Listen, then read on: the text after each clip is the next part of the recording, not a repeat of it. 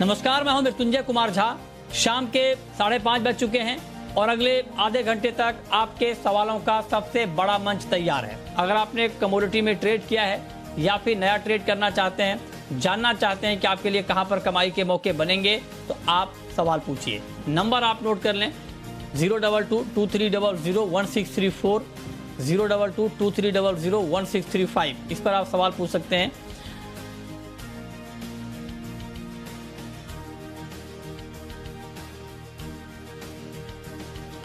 और चलिए, हमारे साथ कुछ खास मेहमान जुड़ चुके हैं। हमारे साथ हैं सुधाकर देसाई, प्रेसिडेंट हैं IBPA के, वेजिटेबल ऑयल प्रोड्यूसर्स एसोसिएशन के। हमारे साथ वीरेन वकील हैं पैराडाइम कमोडिटी के, अनुज गुप्ता हैं IIFL सिक्योरिटीज़ के, और साथ ही सुनूर कौल हैं को फाउंडर एंड डायरेक्टर ओरिगो कमोडिटीज़ के। आप सभी का बहुत बहुत स्वागत है। शुरुआत करेंगे एडिबल ऑयल से। खाने के तेल के दाम कम होंगे, इस बात की उम्मीद जताई है खाद्य और उपभोक्ता मामलों के सचिव ने। उनका कहना है कि जो बंदरगाहों पर ऑयल का स्टॉक पड़ा हुआ है उसको अब तेजी से क्लियरेंस दिया जा रहा है ताकि मार्केट में सप्लाई बढ़े और कीमतों पर काबू पाया जा सके। आइए आपको पहले सुनाते हैं उनका बयान और फिर करेंगे चर्चा। One of the reasons that industry recently mentioned was that at the ports of Mundra and Kandla, because of the COVID conditions, there was some stock holding that was happening in clearances relating to tests which are done by various agencies, which is part of the general risk analysis. That problem has been addressed along with customs as well as FSSAI, and we hope that now with that stock getting released in the market, it will see softening impact on the oil prices. Okay, और इस पर बातचीत करने के लिए अब हमारे साथ हैं सुधाकर देसाई, प्रेसिडेंट हैं Indian vegetable oil producers association के। देसाई जी, बहुत बहुत स्वागत है आपका। जो उम्मीद फूड सेक्रेटरी जता रहे हैं ऑयल प्राइस कम होने की, इस उम्मीद में आपको कितना दम लग रहा है, और क्या अगर पोर्ट से ऑयल मार्केट में आ जाएंगे तो क्या दाम कम होंगे? पहला सवाल तो यही बताइए सर। हाँ जी, Mrityunjay ji, we are very thankful to Sudhanshu Pandey ji. We had a meeting on as IBPA on 7th, which is Friday. हमने ये बताया था कि कांडला में specially port delays, customs delays और FSSAI डिलेस, क्योंकि सैंपल कुरियर किया जाता था बॉम्बे को भुज का लेबोरेटरी बंद होने की वजह से। But I am really very thankful, within 48 hours government has solve this problem, both the problems. तो इसके वजह से क्या है, करीब 10-12 दिन जो लगता था क्लियरेंस के लिए, वो अभी 2 या 3 दिन में हो जाएगा, इंक्लूडिंग FSSAI और कस्टम्स। ये बहुत जरूरी था, स्पेशली क्योंकि कांडला मार्केट पूरा नॉर्थ इंडिया को फीड करता है।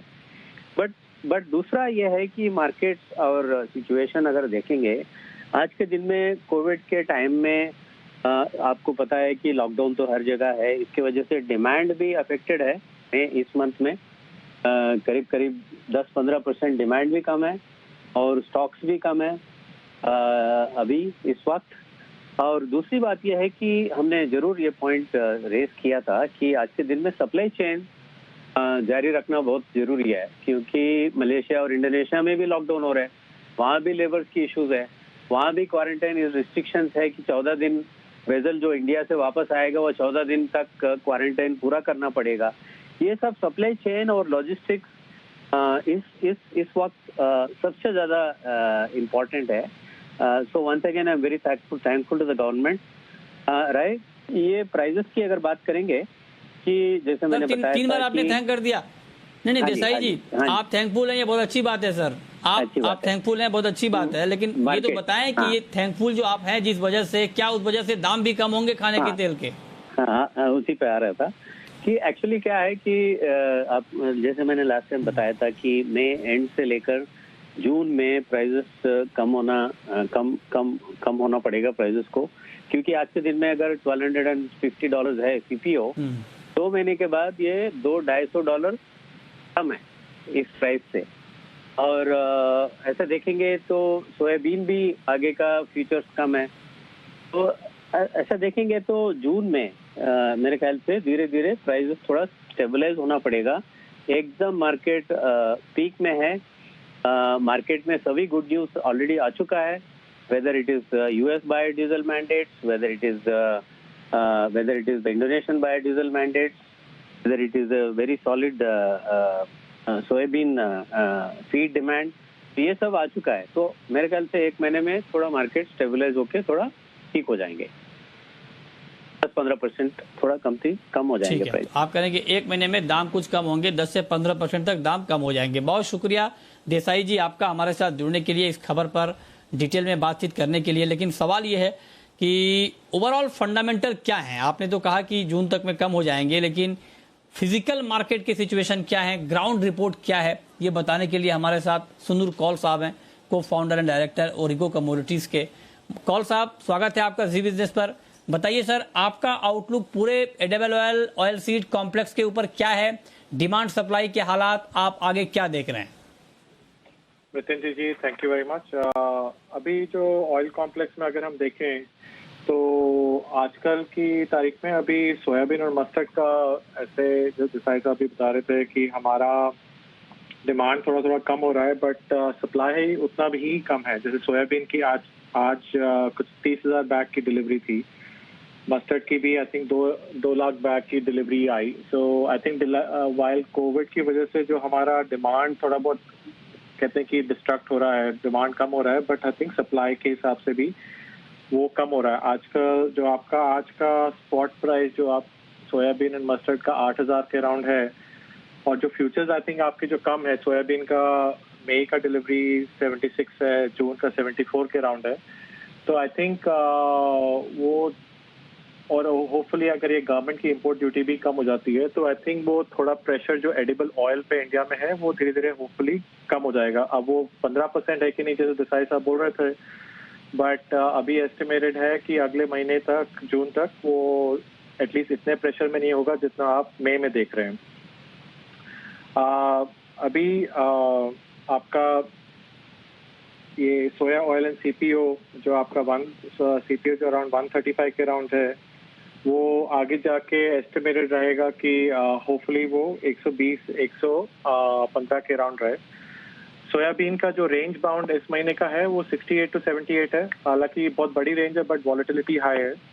सीपीओ का इस महीने का रेंज बाउंड जितना है वो 1150 से लेके 1275 के बीच में है। हर दिन की इसमें वॉलेटिलिटी कुछ 20-25 रुपए की है। तो अभी काफी वॉलेटाइल है मई के महीने में, बट होपफुली जून में हम सोचेंगे कि ये थोड़ा स्टेबल हो जाएगा। क्या स्टेबल से आपका मतलब क्या है? दाम कम होंगे, रुकेंगे, क्या कहना चाह रहे हैं आप? तो कहना चाह रहा था नितिन जी कि दाम थोड़े कम रहेंगे। जितना अभी जो एक्सचेंज के प्राइसेस और स्पॉट प्राइसेस में देख के पता चल रहा है वो अराउंड 10% का फर्क है, बट 5 से 10% है, वो 15% कहीं उतना 15% दिख नहीं रहा जो देसाई साहब पहले बता रहे थे, बट 5 से 10% के बीच में वो 1 महीने तक वो कम आ जाएंगे और वहां पे आके थोड़ा बहुत होपफुली स्टेबिलिटी आएगी। केसर या सीड के, ये आप 5 से 10% ऑयल की बात कर रहे हैं या सीड की बात कर रहे हैं? हाँ, हम अभी सीड की बात कर रहे थे नितिन जी, तो soybean seed and mustard seed की जून की आप तारीख सीड में। की बात कर रहे हैं? हाँ जी, और सीपीओ का भी हम जो अभी एस्टिमेट कर रहे हैं जो आपका अच्छा, और देसाई साहब ऑयल की बात कर रहे थे जी। हाँ, नहीं, तो अब सीपीओ का जो है वो 135 का हम सोच रहे हैं कि वो कुछ 120 के अराउंड आपका 1 महीने के अंदर आ जाएगा। ओके, ठीक है, चलिए, बहुत शुक्रिया कौल साहब आपका हमारे साथ जुड़ने के लिए और डिटेल में ऑयल कॉम्प्लेक्स के ऊपर बातचीत करने के लिए। चलिए अब हम बात करते हैं गोल्ड की, और गोल्ड का मार्केट इस वक्त 300 रुपए से ज्यादा की तेजी के साथ ट्रेड कर रहा है। 48,000 के ऊपर मार्केट एक बार फिर से आ चुका है। सवाल यह है कि 48 के ऊपर क्या बाजार टिकेगा या 48 के ऊपर टिकना मुश्किल होगा। इसी पर हम बात करेंगे। बीरेन वकील हैं पैराडाइम कमोडिटी के और अनुज गुप्ता हैं IIFL सिक्योरिटीज के। आप दोनों का बहुत स्वागत है। बीरेन जी बताइए सर, 48 के ऊपर क्या गोल्ड का मार्केट टिकता हुआ आपको दिख रहा है? लास्ट फ्राइडे का जो non farm payroll job data था वो काफ़ी बुलिश रहा है गुड के हिसाब से, क्योंकि नॉन फार्म जॉब्स बहुत डाउन हुई जो अपेक्षा थी उसके मुकाबले। तो नेचुरली इंटरेस्ट रेट नीचा रहेगा। जो गोयल साहब जो बोल रहे हैं कि इन्फ्लेशन का डर नहीं है, रेट नीचा रहेगा, लिक्विडिटी जारी रहेगी, तो ये सब सेटअप देखते हुए ये 48 तो संभल जाना चाहिए, बट आगे भी रनअप काफी अच्छा दिख रहा है मुझे। ओके, ठीक है। अनुज जी, आज के लिए बताएं, बिल्कुल इंट्राडे में जो लोग ट्रेड लेना चाहते हैं गोल्ड में, उनको इस भाव पर किस तरह का ट्रेड लेना चाहिए? मृत्युंजय जी, गुड इवनिंग। देखिए, जिस तरीके से गोल्ड में एक रैली जो कंटिन्यू थी, पॉजिटिव रैली, वो यहाँ पर कंटिन्यू होती हुई दिखाई दी है। और अगर हम देखें तो इंटरनेशनल मार्केट में भाव $1840 के ऊपर ट्रेड करते हुए दिख रहे हैं।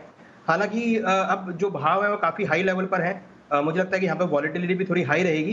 तो करंट रेट पे तो नहीं, थोड़ा सा डिप अगर मिलता है करीबन 47,800 के आसपास तक, तो वहाँ पे खरीदारी कर सकते हैं। हमें लगता है कि ऊपर में 48,300 तक के लेवल देखने को मिल सकते हैं। इंटरनेशनल मार्केट में एक्सपेक्टेड है $1855-1860 तक के लेवल गोल्ड में देखे जा सकते हैं। जिस तरीके की रैली गोल्ड में कंटिन्यू है, हमें लगता है कि धीरे धीरे रैली आगे भी कंटिन्यू रहेगी।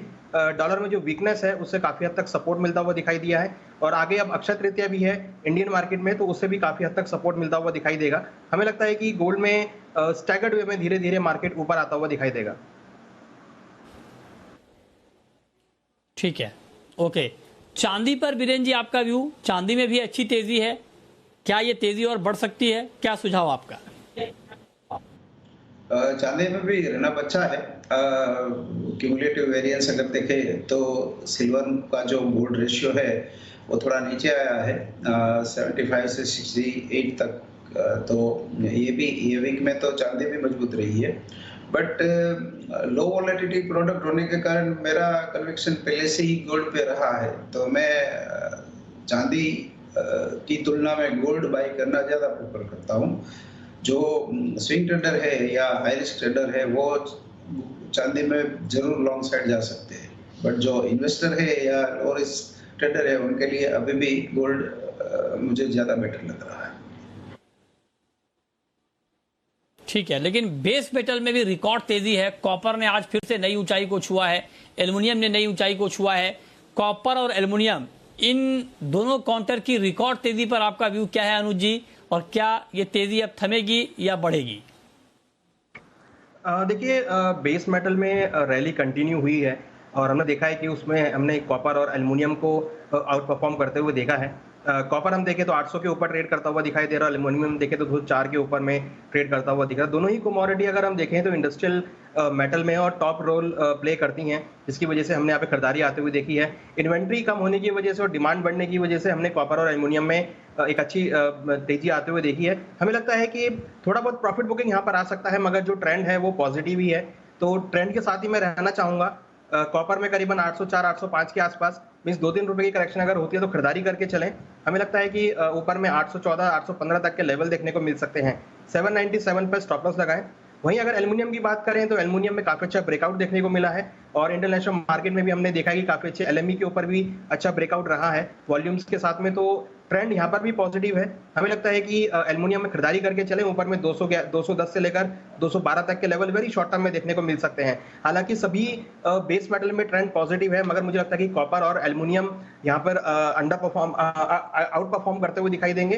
साथ में जिंक यहाँ पर और ऐड करना चाहूंगा, जो कि ऊपर में 245 तक के लेवल को दिखा सकता है। तो कॉपर, एल्युमिनियम और जिंक, मुझे लगता है कि ये तीनों कमोडिटी बेस मेटल में ऐड की जा सकती हैं। ठीक है, चलिए अब हम शुरू करते हैं सवाल जवाब। पहला सवाल है अनुराग का, पूछिए अनुराग जी। नमस्ते सर। मैंने सोयाबीन के मैं जून कॉन्ट्रैक्ट में 7490 में 4 लॉट बाइंग की है, और मैंने चना 5700 में खरीदा है। तो मेरा बीएन वकील साहब से सवाल है, तो मुझे इसमें क्या करना चाहिए सर? बताइए बीरेन जी, क्या जवाब है आपका? सोयाबीन और चने में इन्होंने ट्रेड लिया है। सोयाबीन में अभी भी ये बुल मार्केट ही है। इसमें जो हाई रिस्क ट्रेडर है उन लोगों को जून सोयाबीन में बना रहना चाहिए। जो लोग लो रिस्क है उनको पोजीशन शिफ्ट करके जुलाई या अगस्त में ले जानी चाहिए, वैसा बाई साइड रहना चाहिए। और अनुराग जी को मैं बोलूंगा कि फिलहाल वो बाई साइड रह सकते हैं। ठीक है, अगला सवाल है कैलाश चंद्र मोदी का, सदलपुर से हैं हमारे साथ। पूछिए कैलाश जी। नमस्कार सर। सर ये कॉपर बैक गियर डालेगा कि नहीं डालेगा? नमस्कार, बढ़ता पूछिए। ही जाएगा, और बढ़ता जाएगा तो ऊपर में कितना तक संभावना है, संभावना व्यक्त की जा सकती है? बैक गियर तो है ही नहीं लग रहा है कॉपर में अभी। बताइए बीरेन जी, क्या कहेंगे आप? काफी स्ट्रॉन्ग मार्केट है। सभी मार्की प्रीमियम हाउस जो होते हैं, प्रीमियम रिसर्च या बैंक्स, गोल्डमैन सैक्स या मॉर्गन स्टैनली या वुड मैकेंजी, सब लोगों की काफी सुपर बुलिश कॉल आ रही है। मार्केट फॉलो भी हो रहा है और कमोडिटी इनफ्लो भी काफी है, बट समहाउ मैं बाय साइड में कंफर्टेबल नहीं हूँ। ठीक बात है, दाम बहुत बढ़ चुके हैं तो सावधानी रखनी बहुत ज़रूरी है। अच्छा, क्रूड का मार्केट अनुज जी आपको कैसा लग रहा है? अभी कच्चे तेल में क्या करना चाहिए? देखिए, क्रूड में हमने देखा था लास्ट वीक यूएस की ऑयल इंडस्ट्री में रैंसम वायर का अटैक था, जिसकी वजह से हमने एक अपसाइड मोमेंटम आते हुए देखा था। WTI भी देखें तो अब $65 के ऊपर है और ब्रेंट में भी ऑलमोस्ट $68 के ऊपर ट्रेड करते हुए दिख रहा है।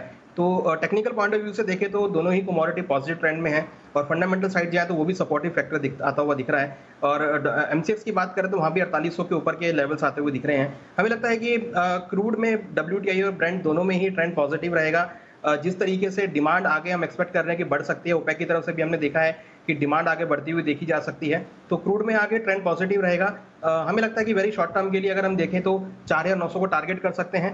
अगर हम ट्रेंड वाइज देखें तो करीबन 4770 के आसपास खरीदारी करें, 4720 का स्टॉप लॉस लगाएं, 4880 का टारगेट देखने को मिल सकता है। WTI में एक्सपेक्टेड है कि $68 तक के लेवल देखे जा सकते हैं और ब्रेंट में $72 तक के लेवल देखने को मिल सकते हैं। तो क्रूड का जो ट्रेंड है वो पॉजिटिव है, तो बाय की स्ट्रेटेजी हमें लगता है कि क्रूड में यूज करना चाहिए। ठीक है, बाबूलाल हैं हमारे साथ जोधपुर से। पूछिए बाबूलाल जी। किसान बोल रहा हूँ। हेलो जी जी, पूछें। हाँ सर जी, गुआर में क्या करना चाहिए सर? गुआर 5000 हो जाएगा? अच्छा बीरेन जी बताइए सर, 5000 तक क्या ग्वार का भाव चला जाएगा? बहुत सारे लोग ये पूछना चाह रहे हैं, पूछते हैं, किसान भी शामिल हैं, ट्रेडर भी पूछ रहे हैं। क्या लगता है सर ग्वार का प्राइस? फिलहाल इसकी जो लास्ट वीक मैंने कहा था, अभी ये धीरे धीरे वेदर कॉन्ट्रैक्ट बनता जाएगा। चना और ग्वार दोनों मानसून इफेक्ट उसमें आने लगेगी। इसकी जो अब तक की जो रेंज 38-42 थी, वो अब शिफ्ट होके 40-44 आएगी। मैं उसके ऊपर फिलहाल नहीं सोचना चाहता हूँ, बट प्रेफरेबली अभी फिलहाल बाय एंड डिप्स की रणनीति रहेगी, चने में भी और ग्वार में भी। ओके, और एक और बाबूलाल इस वक्त हमारे साथ जुड़ रहे हैं। पूछिए बाबूलाल जी। किसान बोल रहा हूँ, मेरे पास चना है, 6000 का भाव कब तक आएगा साहब? अच्छा, चना है और 6000 का भाव कब तक आ जाएगा? बताइए अनुज जी, क्या लगता है आपको चने में?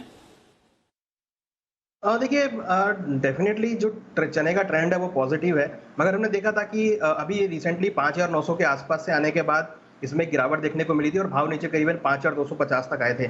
तो 6000 और 5800, 5800, 6000 के बीच काफी स्ट्रॉन्ग रेजिस्टेंस है। तो मुझे लगता नहीं है कि जल्दी से मार्केट वहां आता हुआ दिखाई देगा, बट हाँ, अगर आपको 5800 तक के भी लेवल्स मिले, आपको रेट मिले, तो वहां पर अपनी पोजीशन को निकाल सकते हैं, क्योंकि कहीं ना कहीं जिस तरीके से सरकार बफर स्टॉक बना रही है, हमें लगता है कि हायर रेट आने के बाद वहां पर रिलीज होता हुआ दिखाई देगा, तो हो सकता है कि भावों में फिर सेलिंग देखने को मिले।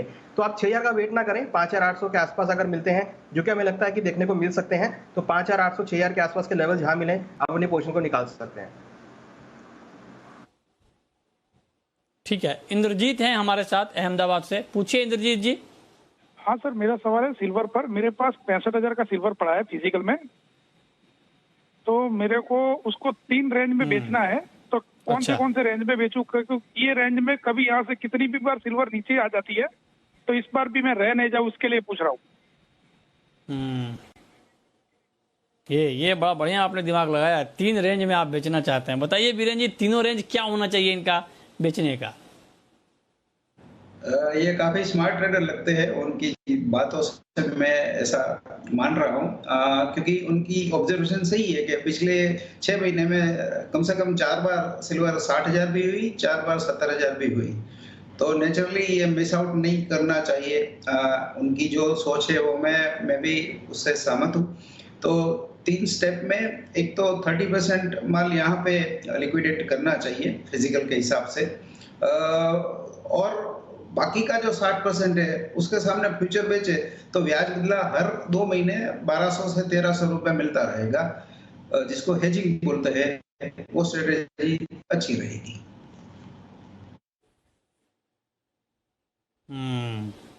ठीक है, तो इस पर आप नजर रखिए कि आपको करना क्या है। लेकिन आज अगर ट्रेड लेना हो अनुज जी, बिल्कुल करंट मार्केट प्राइस पर कच्चे तेल में शाम के कारोबार के लिए, तो क्या ट्रेड आप सजेस्ट करेंगे? देखिए, कच्चे तेल में खरीदारी का ही ट्रेड रहना चाहिए।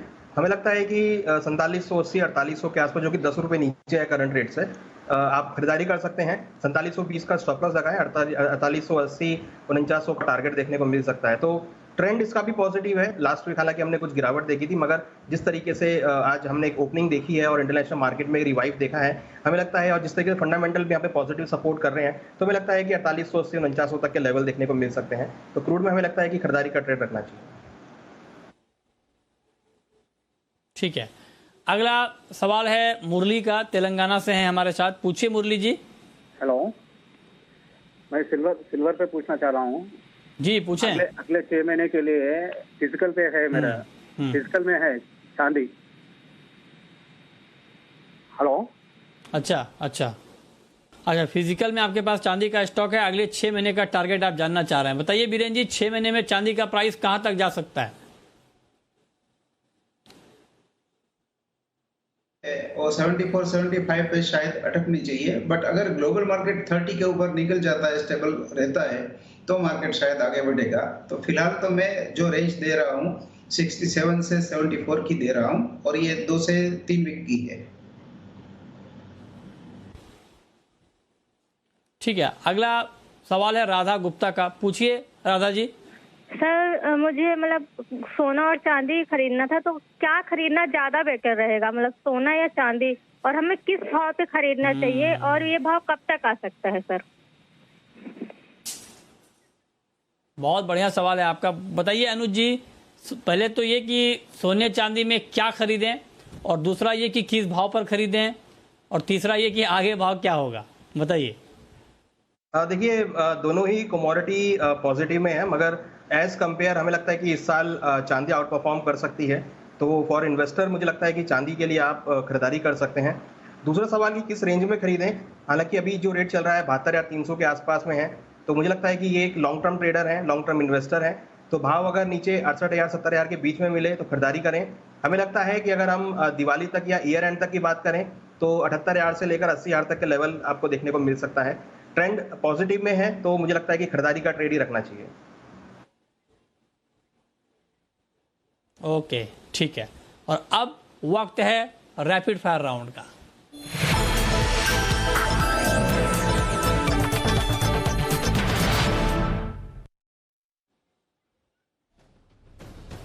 अनुज जी, आपकी पहली कॉल। हमारी कॉल क्रूड में रहेगी। क्रूड में खरीदारी करके चलें। स्टॉप लॉस 4720 का लगाएं, टारगेट 4880 तक देखने को मिल सकता है। आपकी कॉल बीरेन जी।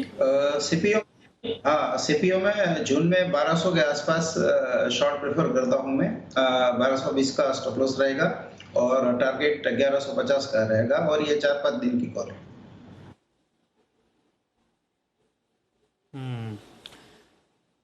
आपकी आखिरी कॉल अनुज जी। हमारी कॉल जिंक में रहेगी। जिंक में खरीदारी करें 238 में, स्टॉप लॉस 236 का लगाएं, टारगेट 242 तक देखने को मिल सकता है। चलिए, बहुत शुक्रिया अनुज जी आपका, बीरेन जी आपका, हमारे साथ जुड़ने के लिए, बताने के लिए कहां पर कमाई के मौके बनेंगे।